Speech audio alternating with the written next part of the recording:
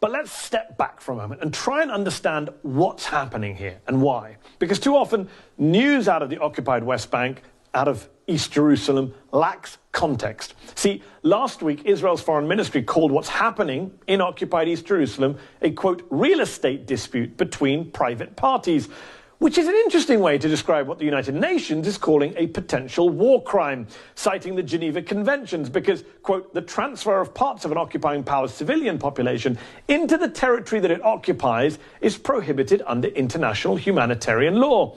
History, as ever, is important when it comes to this conflict. According to B'Tselem, the leading Israeli human rights group, in 1980, Israel unlawfully annexed East Jerusalem to its territory. Since then, it has treated the Palestinian residents of the city as unwanted immigrants and worked systematically to drive them out of the area. Palestinians who do leave East Jerusalem risk losing their permanent residency. Since 1967, Israel has revoked the permanent residency of some 14,500 Palestinians from East Jerusalem.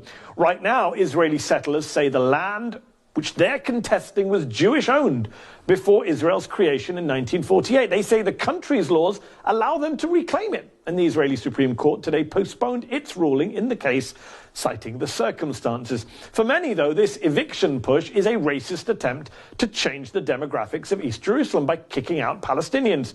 I mean, just listen to the deputy mayor of Jerusalem, basically saying the quiet part out loud. He tells the New York Times, quote, of course, the home expulsions are part of a wider strategy of installing, quote, layers of Jews throughout East Jerusalem as a way to, quote, secure the future of Jerusalem as a Jewish capital for the Jewish people. When you hear people talk about apartheid in the Holy Land, and that includes human rights groups like B'Tselem and Human Rights Watch, that's the kind of thing they're referring to. That's what they're calling racial discrimination. The expulsion of Palestinians from their homes simply because they're Palestinian. And look, one word you hear a lot when you cover Israel-Palestine is the word clashes. There are clashes between Israelis and Palestinians in Jerusalem tonight. And I get it, it's journalistic shorthand often, but it's a word personally I cannot stand. These are not clashes. In Jerusalem, one side, not the other, is firing rubber-coated steel bullets.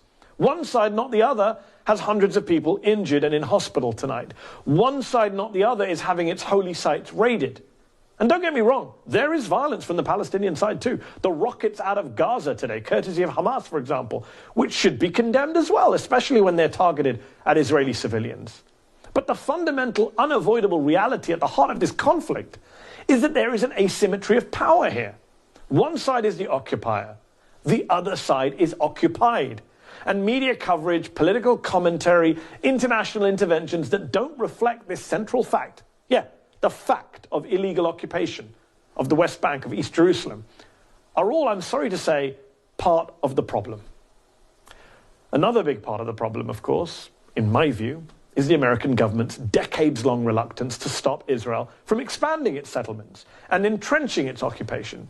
Today, though, in Washington, D.C., some top Democratic lawmakers are condemning Israel's attempt to evict Palestinian residents from East Jerusalem. Senators Bernie Sanders, Elizabeth Warren and Chris Van Hollen, along with Congresswoman Marie Newman, all called on the Biden administration to speak out against the violence, against the evictions. Van Hollen said it's not a moment for tepid statements.